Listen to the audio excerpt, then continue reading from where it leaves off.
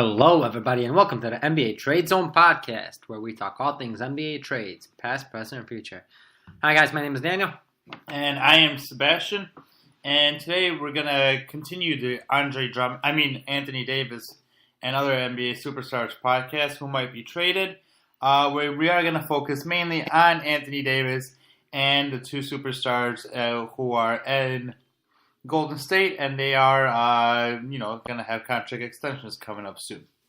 Yeah, first, though, let's touch on a little bit about that offer Houston made to Minnesota about a week ago. So reportedly, the Rockets have made an offer of 4 first-round draft picks along with Marquise Chris and Brandon Knight, essentially as salary fillers to Minnesota for Jimmy Butler. What is your take on this deal? I mean, do you think that this is one the Minnesota Timberwolves should make? And even more importantly, do you think this is one the Houston Rockets should make?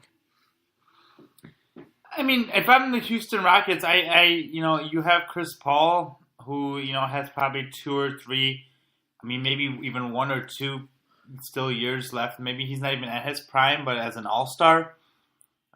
James Harden's in his prime right now, and I do think that this is your best chance to go up for a championship. So I do think trading for Jimmy Butler would be smart right now, especially where you're at right now with the team not playing as well right now. I mean, their defense is just not where it was last year, and I think adding Jimmy Butler, definitely improves your defense. It gives you another all-star. Now, I don't know if I think that, all these personalities on the team is going to necessarily work out, but I do think that it's if you really are serious about winning a championship this year and maybe competing for one next year, this is a smart deal to make. Yeah, I think if the Rockets, it smells of desperation, which is fine because the Rockets are pretty desperate. I think their owner is that desperate enough that he wants one championship. I think one championship would satisfy him, but he's desperate enough to trade away essentially 7 years ahead in the future for one more superstar. And granted, in this deal, he's not getting back. He's not giving anything away. He's giving away Brandon Knight, who they don't need, and Marquise Chris, who hasn't shown anything and probably won't show anything. So I don't blame them for doing it. Now, I could see it backfiring very easily in terms of him coming there. Even if he says, I'd like to stay here in the future. Nothing's guaranteed. And I could really see this coming back and haunting them by, essentially going against Golden State again, losing the 6 or 7, this year, next year, or just Jimmy Butler straight up leaves this year, and now they're kind of left without that championship and without a future. So if I'm Houston, I don't make this trade just for that reason. I try to think with a little realism here. And yes, Jimmy Butler does give you a much better chance to win the championship, but I don't think he'll put him over the hump, and they would really damper their future right there. And if I'm Minnesota, I do it just for the simple fact that 4 first-round draft picks, and in 2023, 2025, nobody knows what those draft picks would be. And I take that uncertainty because of the fact that, I'm getting 2 more first-round draft picks before that, and then 2 first-round draft picks which could basically become steals at some point. And not only that, but the way I look at it is this way. You gave up 3 assets for him, essentially 2.5 because you swapped draft picks, even though that asset turned out to be much better than the one you traded away. So you gave up 3 assets for him and Lauri Markkanen, Zach LaVine, and Chris Dunn. Now you're getting back 4. Now, are any of these picks going to turn out to be any of those players? Probably not. Maybe, but we don't know. We don't know what those draft picks, but you are getting back 4 assets for him. And that's the way I look at it if I'm Minnesota.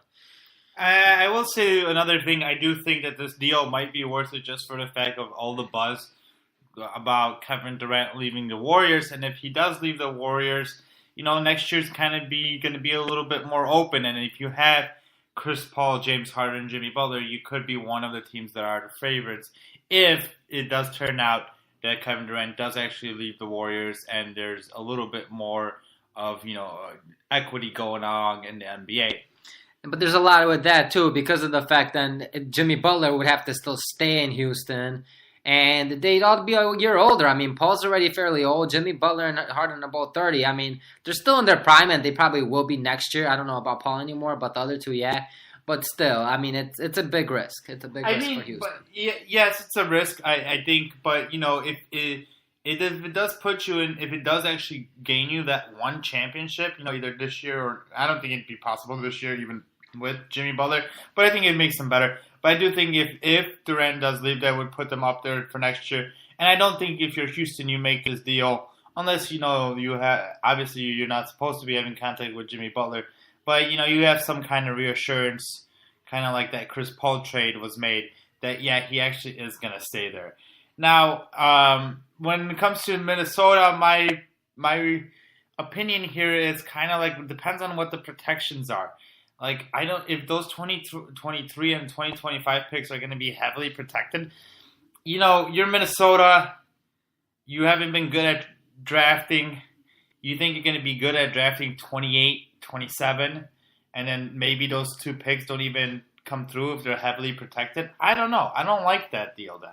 I think that would be the main stipulation for Minnesota. Now, we don't know if there are any protections in that offer or not from Houston, but yeah, obviously that'd probably be the main sticking point if there was any protections. I mean, the good thing is there can't possibly be that many protections simply for the fact that now if Minnesota, for example, protects their 2019 first-round pick, then it would only be able to convey 2 second-round picks because of the fact that you can't trade 2 consecutive first-rounders in a row, and they can't protect it, say, top 10, and then it turns into a 2020 first-round pick because they already traded away their 2021 first-round pick as well. So there wouldn't be too many protections they'd be able to put on other than conveying them into second-rounders, which I think would be a hard no from Minnesota. But, yeah, that could be a protection, at least for this year and next. But I think they wouldn't put anything more than top 20 protections on them. But even in the case of the top 2025 is protected, right? Because you could protect that one because there's no picks being traded away. No, because you can't trade away picks 8 years and 7 years, more than 7 years in advance. Oh, okay.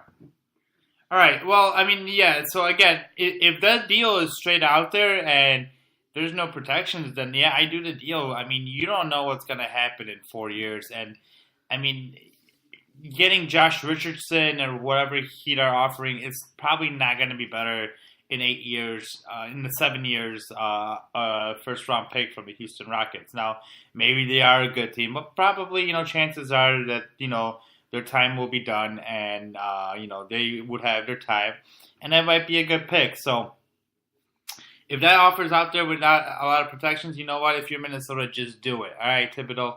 Gotta stop thinking that you're gonna win and make it to the playoffs this year, even though you did just beat the Lakers yesterday, which I'm sure it was a good job to you guys. But beating the Lakers isn't like, beating a playoff team or anything like that. So, but other than that, if you're in Minnesota, get rid of Jimmy Butler, move on. Let's let this end and get 4 assets that, you can screw up in the future.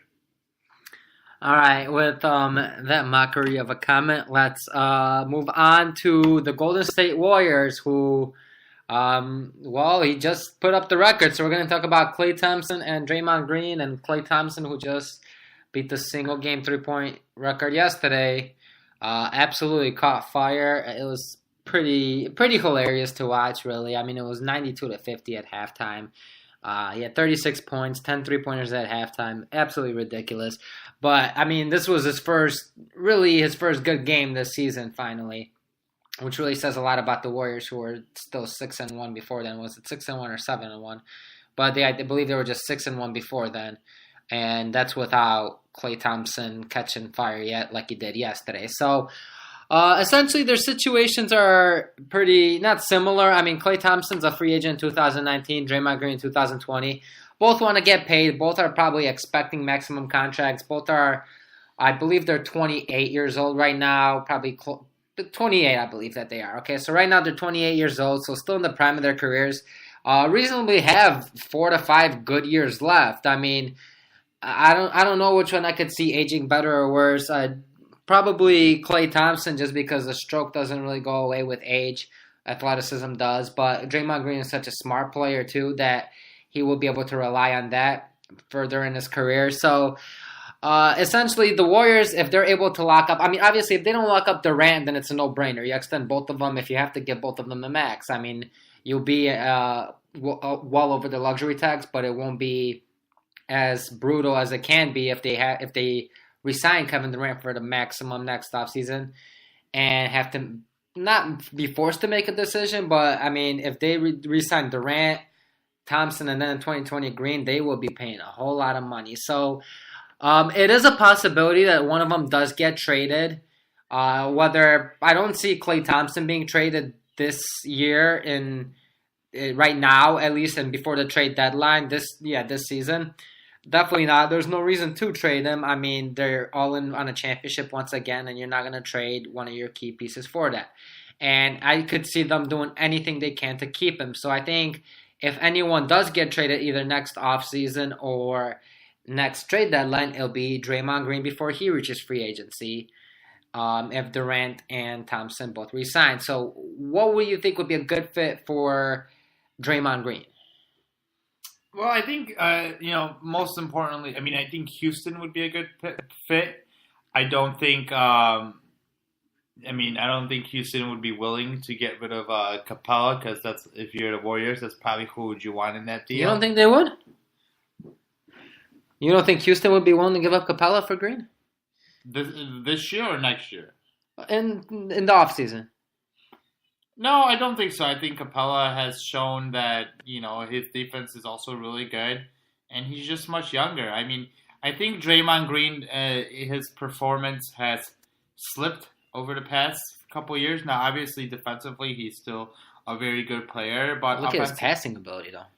Yeah, he's a good passer, but he's also playing with two of the best shooters and people who are constantly moving. I don't know if his passing will be that great on a team like Houston where it's all one-on-one. Well, maybe his numbers won't be that great, but his passing will stay the same.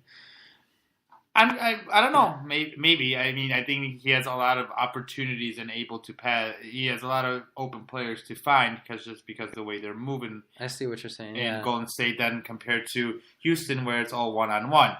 I personally, if I would be the GM, I would not trade Capella straight up for Draymond Green. We got to remember how desperate Houston is, too. Houston's desperate for the championship, and if you could weaken your number one contender. Which is probably why this trade would never even be discussed. And I could see it being discussed just for the simple fact that Clint Capella is on a fantastic contract, really.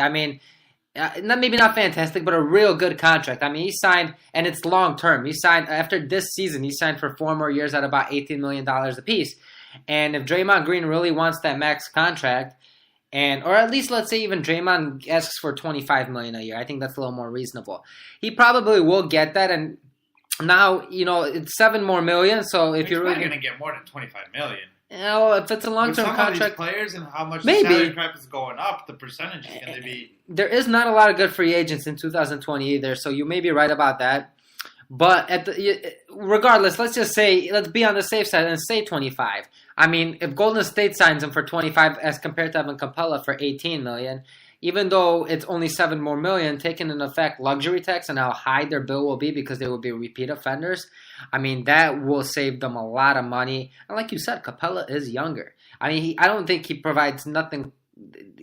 He provides similar defense, although not as good, and finishes well around the basket. But Capella does not extend the floor. Now, Draymond Green doesn't extend the floor that well, but he's a better passer, a better defender, and maybe not as efficient of a scorer, but I think could do more things as a scorer because he is able to run the floor well and do more things. Capella, one of the things that the Warriors have been missing has been a good center, and I think Capella would be a perfect fit with Curry and Thompson, especially with Curry's passing abilities. I think he'd be able to find him for a lot of lobs.